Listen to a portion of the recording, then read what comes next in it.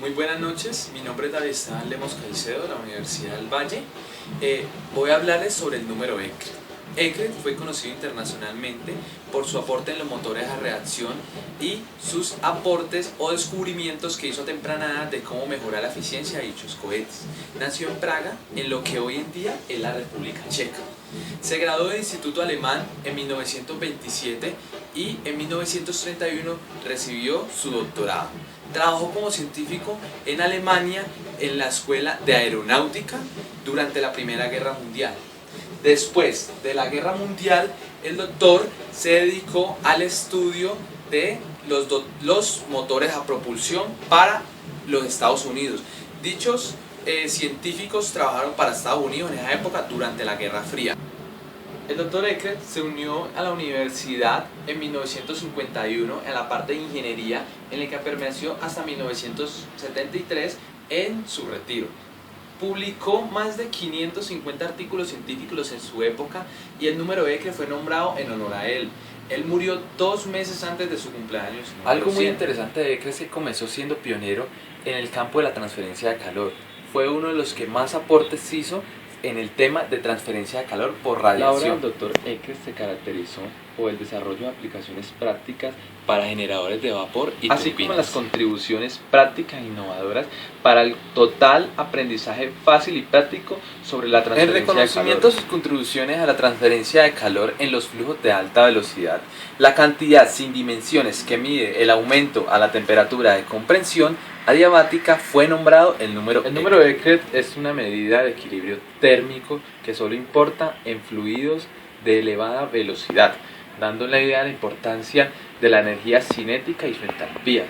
Además de esto, el número Eckert se utiliza en la conversión forzada y flujos de alta velocidad. El número Eckert es una medida de equilibrio térmico que solo importa en fluidos de alta velocidad, dando la importancia a la entalpía y la energía cinética. El número Eckert también es usado para conversión forzada y se utiliza mucho para los fluidos de alta velocidad.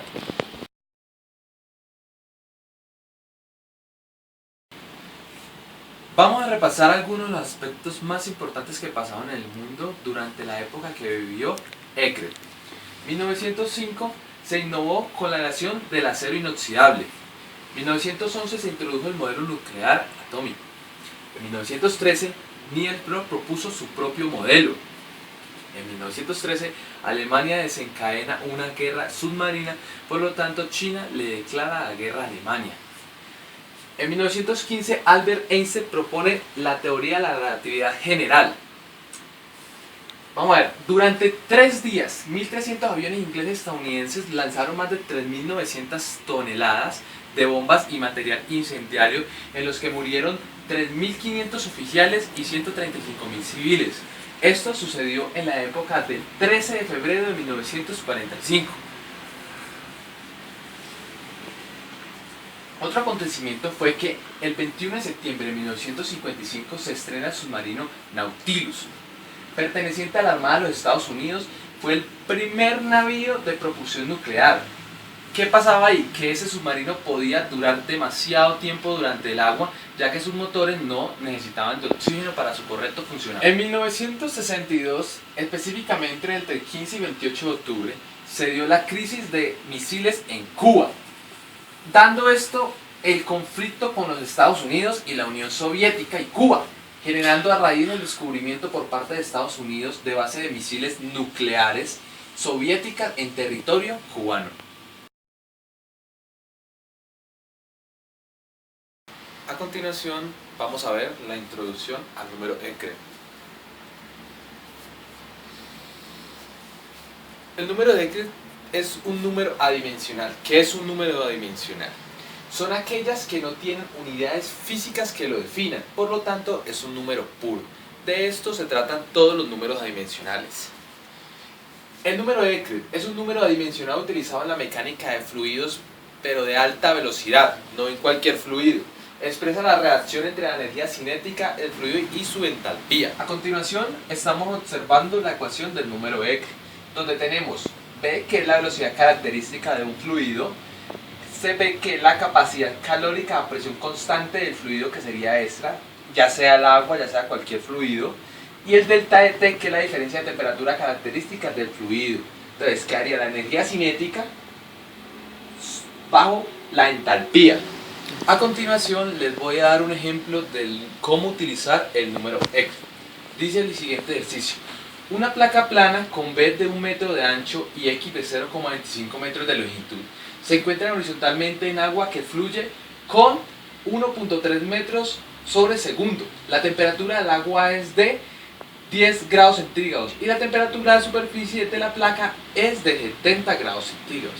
Debemos ignorar la viscosidad como variable física de densidad para resolver este ejemplo.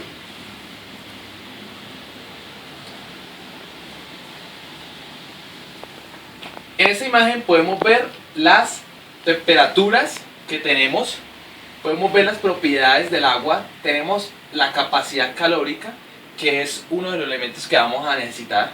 Tenemos entonces, como ya veníamos diciendo, las temperaturas, tanto la inicial como la otra, y les voy a dar cómo podremos aplicar estos datos para dar una correcta solución al número Eckert.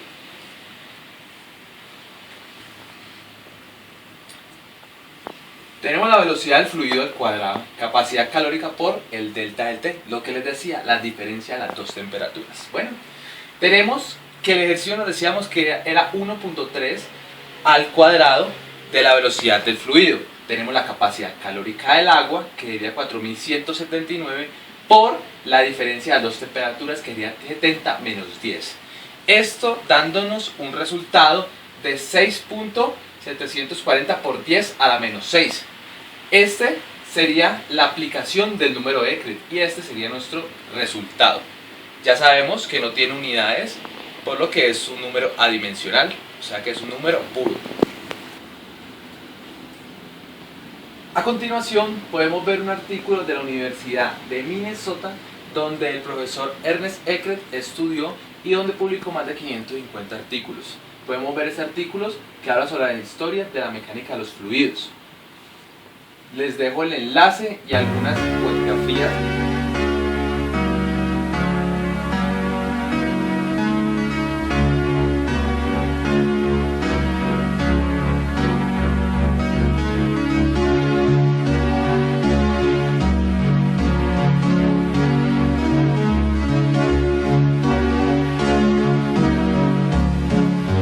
Madre mía, qué cola hay hoy en la biblioteca.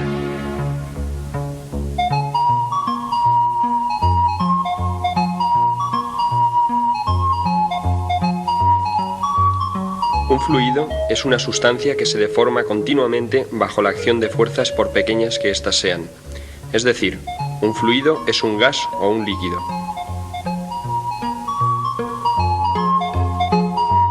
Haciendo una similitud, el fluido lo podemos suponer constituido por muchísimos pequeños cubos como estos, que se disponen como cajas, unos sobre otros. Un fluido está en reposo cuando cada una de estas cajas está también en reposo. A cada uno de estos pequeños cubos los denominaremos diferenciales de volumen. Cada cubo, por pertenecer al fluido, soporta unos esfuerzos que dependen de su posición.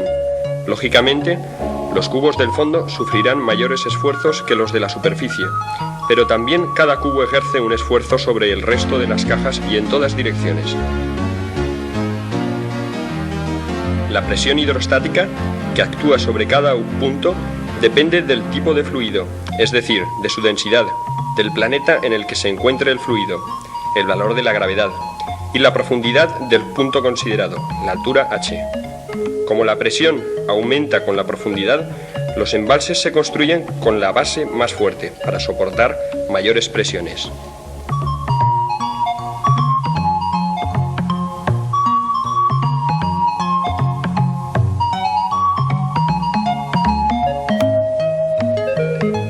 La fuerza que actúa sobre una superficie sumergida en un fluido la podemos calcular como la presión hidrostática que actúa en el centro de gravedad de la superficie por su área.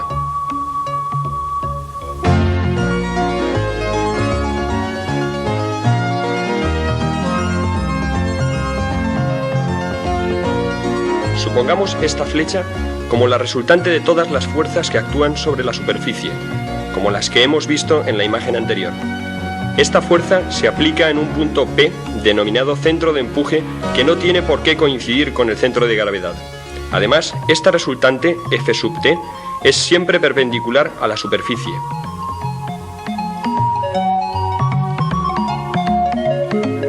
Gracias a estas fuerzas, podemos explicar el empuje.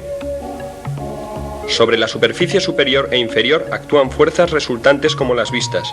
La suma de estas dos es lo que se denomina empuje, que equivale al peso del volumen de fluido desalojado por el prisma. Esta ley se conoce como principio de Arquímedes.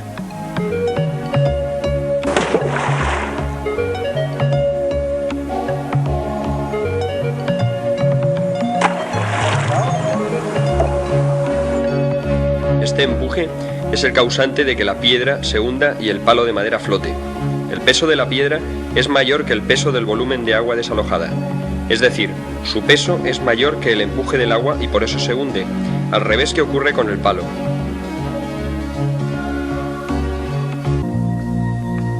El principio de Arquímedes nos permite explicar algunos fenómenos cotidianos como por qué ascienden las burbujas de los refrescos. La explicación es que las burbujas pesan menos que la cantidad de volumen que desalojan. Su empuje es mayor que su peso y ascienden.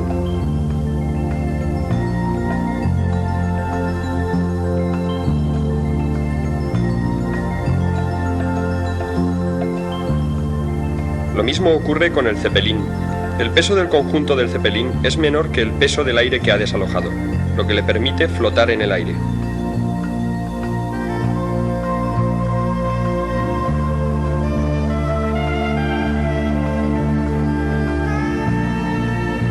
Veamos ahora un ejemplo de cómo, al variar la densidad, varía también el empuje. Tomando dos vasos de agua, en uno de ellos vertemos sal, por lo que aumentamos su densidad, y por tanto, el empuje, y conseguimos que el huevo flote.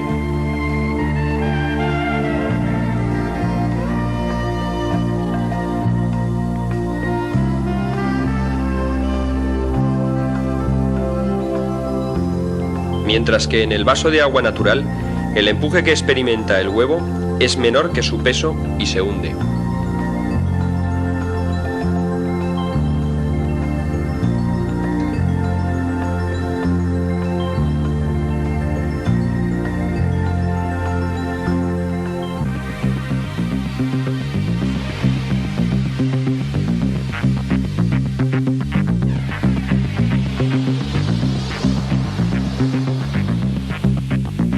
Conocemos ya cómo se comportan los fluidos en reposo.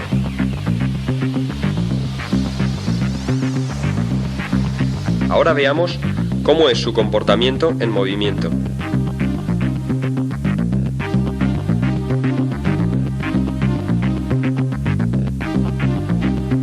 Vamos a considerar el movimiento de los fluidos con caudal constante, es decir, que la cantidad de agua que pasa por unidad de tiempo no varía. En estos casos, si aumentamos la sección, disminuye la velocidad, y al reducir la sección, se incrementa la velocidad.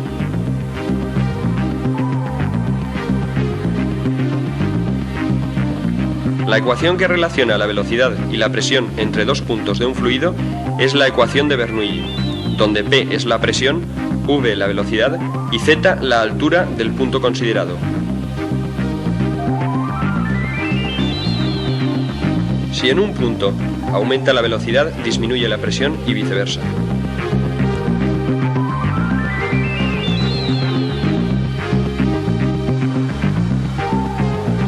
Un avión se sostiene en el aire, ya que en la parte inferior del ala, el aire circula más lentamente que en la parte superior. Esto produce que la presión sea mayor en la parte inferior que en la parte superior, lo que genera una fuerza resultante sobre ambas superficies que permite al avión mantenerse en el aire. La diferencia de presión entre dos puntos es lo que permite el movimiento del fluido siempre en el sentido de mayor a menor presión. En esta experiencia ejercemos una fuerza sobre el recipiente para aumentar la presión en su interior. De esta manera conseguimos que la presión en el interior sea mayor que la presión en el exterior. Así, el líquido circula en el sentido de mayor a menor presión.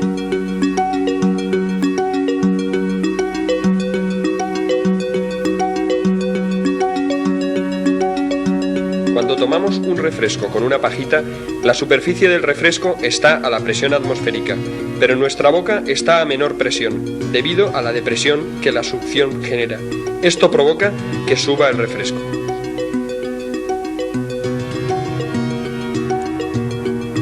Si probamos a tomar el refresco con dos pajitas, una introducida en el refresco y la otra fuera, nuestra boca está a presión atmosférica y el refresco no sube por ninguna de las dos.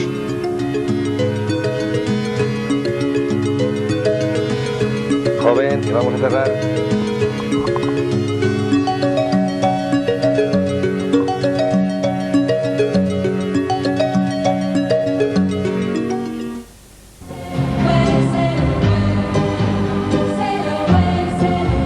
Puede ser,